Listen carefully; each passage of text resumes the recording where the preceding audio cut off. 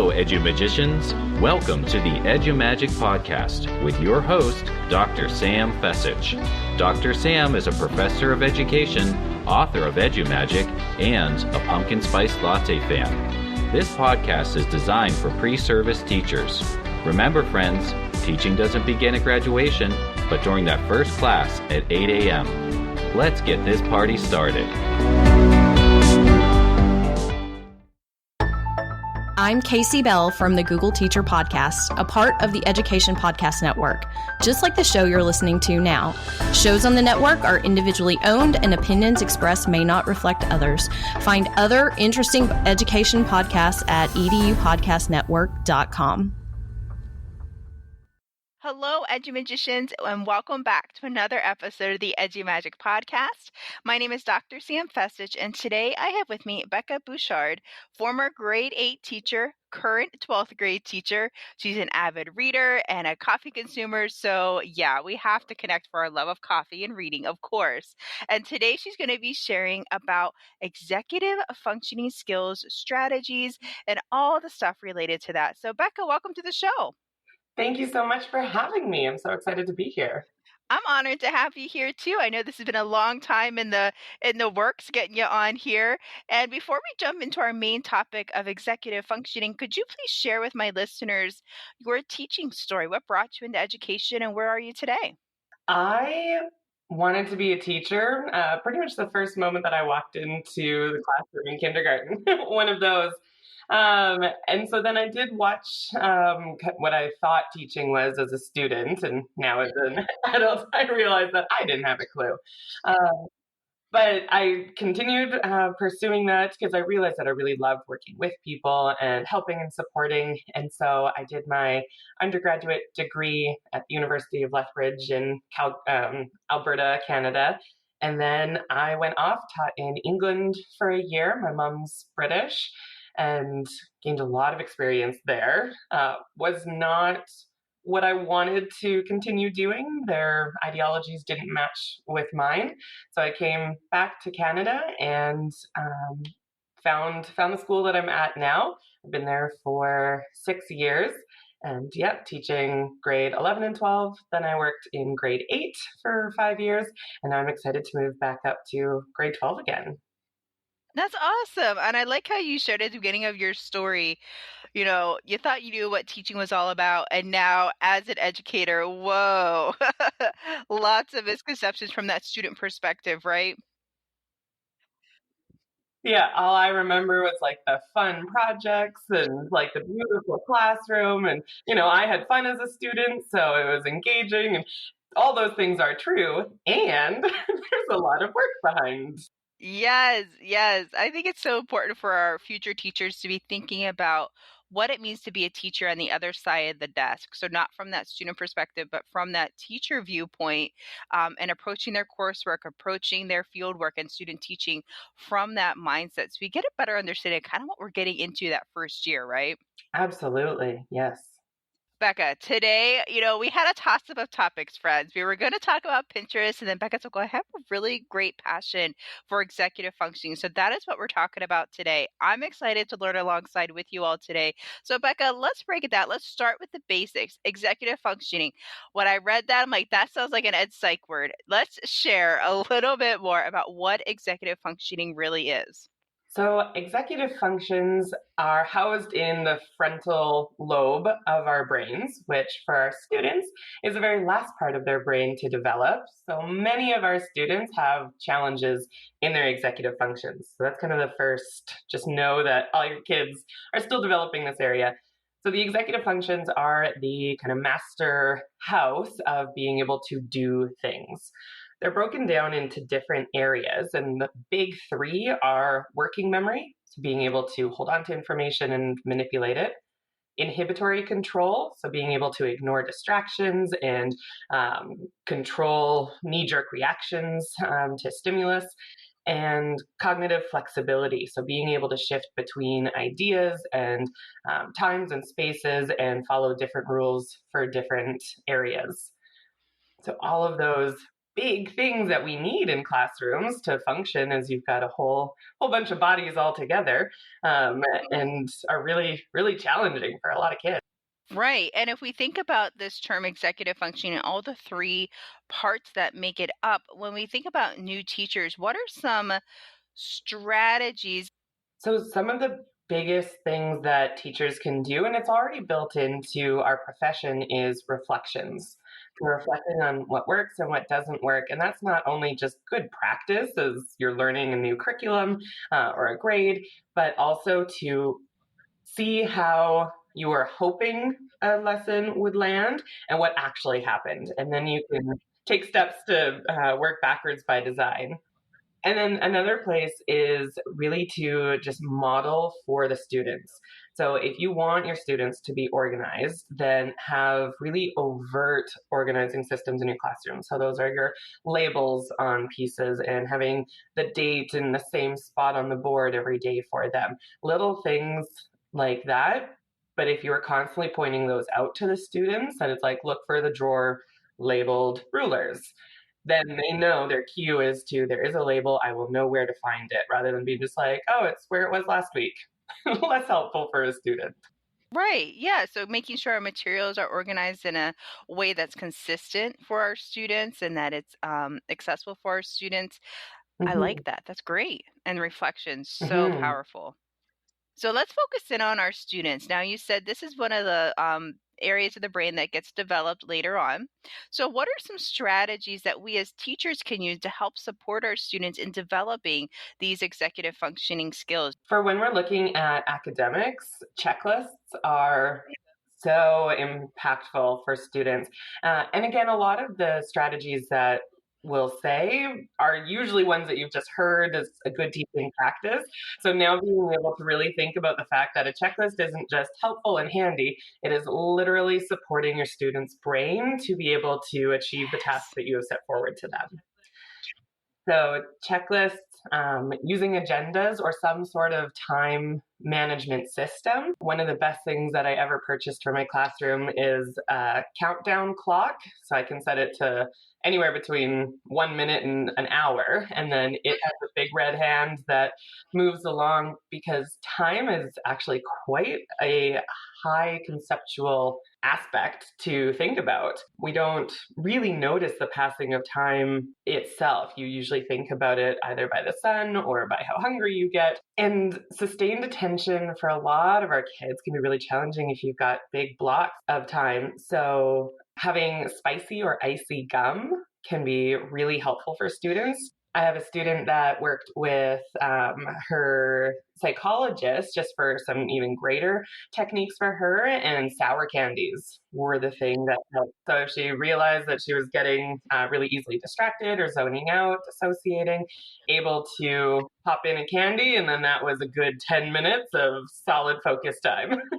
Oh my goodness, that's so interesting. It's interesting because, oftentimes at schools we don't allow candy or gum in class, but this could be an interesting strategy to help our students get back into the moment, like you had mentioned. Yeah, and also being able to work with the kids and hopefully their parents too about how you're using it as a tool for learning. I think it's kind of the same as when the debates of cell phones in the classroom. That yes, if it's there as just a distraction and a toy and playing games on it, not helpful. Right. If we're using it for voice recording or, taking a picture of the homework board, then that's a tool that most adults use actively in their everyday life. So if you can shift the conversation of gum to being something that you pop and snap really loud and then stick underneath the desk to this is your tool to help you maintain focus in class and accomplish the things that you need to, the whole conversation can shift. When we think about this executive functioning, the one part that really interested me when you were talking about the three different parts was cognitive flexibility. And I was trying to think of what are some strategies that can help support with that area for our students, and then also what does that look like in the online or hybrid space? So cognitive flexibility, that being able to shift from one task to another. And probably everyone can think of a student that, if there's a surprise assembly, they really struggle with letting go of the fact that they're going to miss recess or the story that they were looking forward to. So as much advanced warning as you can give students, the better. Having a visual schedule on the board that you like literally change whenever something is changing in their environment, if you're changing up classes or routines. And another really great tool is to have them make connections between classes and activities. So then that way, as they move forward in their future, they'll be able to see why it's important for them to have like daily physical activity, how that can support them in every other aspect of their life.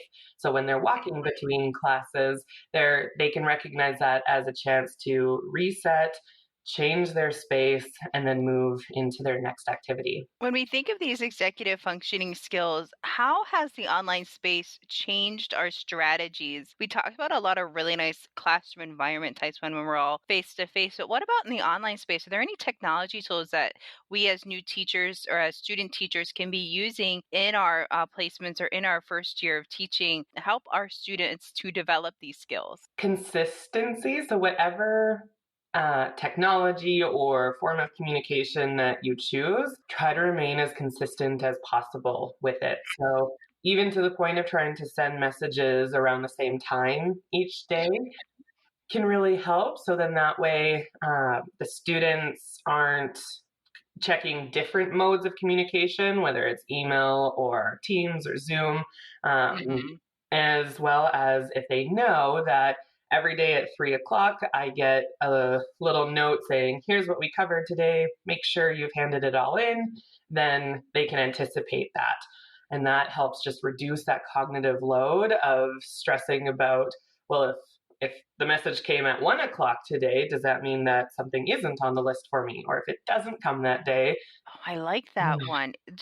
Just that small note of being consistent with the timing that you send out those messages, and then whichever platform you're going to use, stick with it. And it doesn't mean that you can't change the platform. If you find something that works better, just know that you'll want to be even more overt with your students and letting them know where to now check and being gracious with them, that it might take some of them much longer than others to start checking that new area. Oh, I like that. Thank you so much, Becca. That's excellent. You had mentioned that you share some of this information when you're doing some face-to-face, I'm guessing, workshops. Now, what other types of strategies and techniques, what else do you share about when it comes to executive functioning skills and supporting our students? Another big piece is for students that are moving between classrooms.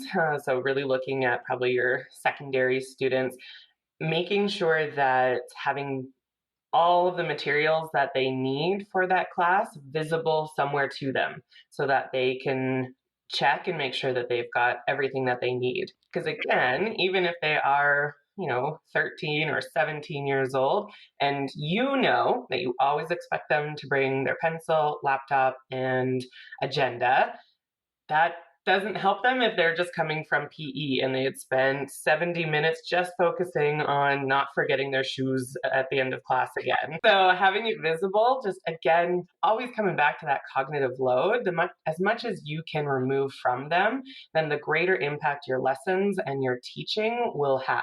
Because if they are stressed or taking up mental space with trying to remember what is coming next, because the next teacher is always getting frustrated at them for not having what they need, then they're not going to be internalizing as much of what you're going through in your class. That's really important. And I know you mentioned for our secondaries, but also for our middle schoolers, that would be a great strategy as well to use that visual expectation. Yeah. If you've got middle schoolers that are moving between classes, and with my grade 8s, I use a combination of pictures of what they need as well as it written out on the side, just for more multiple means. And so I've just got a couple slides at the beginning of all of my PowerPoints that I just copy and paste, and then add in the pencil crayons if we're coloring a map that day, or putting in headphones if I know that I want them to watch a screencast for me. Perfect. That's awesome. And I'm sure they get used to seeing those visuals, and it kind of cues them into what to expect for that day in class. Absolutely. And then there's also, so that's my standard for all students, because even if I have students that don't need this support, it doesn't harm them at all. And I have some students that need even greater support. So then I would go ahead, make a running list of everything printed it off, laminated it, and we put it into their locker. So then that way they could be right in their locker, so that if they had to walk to a whole other hallway to get to their class, then they're not having to run back and then get in trouble for running through the hallways. Yeah, that's awesome. I like that added support as needed for the students. And like you said, for the ones that don't need that visual support of what's required for this upcoming class, doesn't mean it's going to hurt them. It's just that there is a support for everybody. And like you had mentioned at the beginning, these are just some good teaching practices. Yeah, and that's what we found with everything for universal design learning, that if you structure it to meet the needs of the ones that need the most support, no one else is getting hindered. We all actually prefer it because we can see that everyone's needs will be met, and it creates a safer environment. I think for myself, it's explicitly teaching about executive functions. So we started at the beginning of the year, spending the first few classes really diving into what executive functions are. And then all of the students created a personal goal for themselves of one of the 12 executive functions, as Peg Dawson breaks them down, for themselves to check out for that whole year. And it was so helpful for them to all realize that they have strengths in those. For some of them, it's like emotional regulation, right? They don't blow off the handle when something is challenging. And many of them find that planning and prioritization could improve. And I think another big stakeholder loop into the conversation is parents, because a lot of times they aren't sure what's happening with their students. And so we see sometimes they come into parent-teacher interviews and they're just like, yeah, they're so lazy at home, I just can't get them going on a task. And it's like, interesting. I know on this podcast, we have a couple of listeners that are just starting their college career. And I was wondering if you could share some tips related to executive functioning. They might not look any different than the ones that you already shared. Yeah. Ooh, the first year of college, it's a huge shift in your thinking, because at school it is so structured and you basically go through what you're told to do, whereas university, you have hours on end that you don't have the class, but you should be working on something. So for a post-secondary student, really taking the time to figure out what works for them. So looking at if it is handwriting versus typing, or taking audio of classes if that's approved in their situations.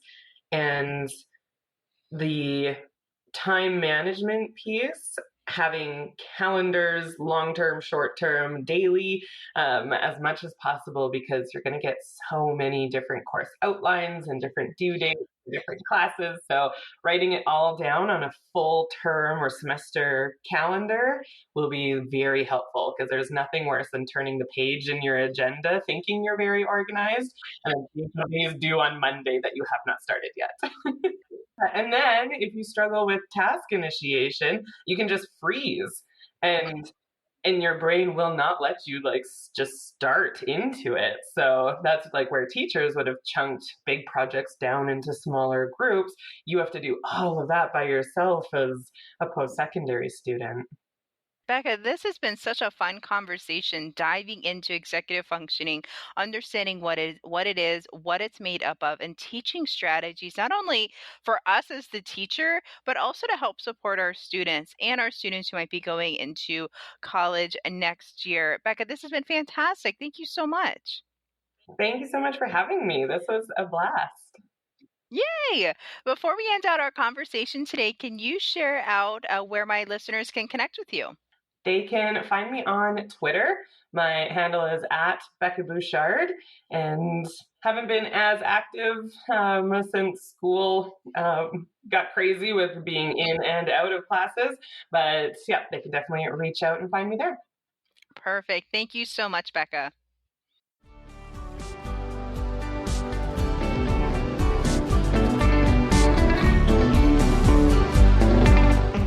There you have it, Edumagicians. If you enjoyed this episode, please subscribe and share it with your friends. For more Edumagic, check out sfessage.com. and follow Dr. Sam on Twitter and Instagram at @sfessage. Until next time, you have the Edumagic within you.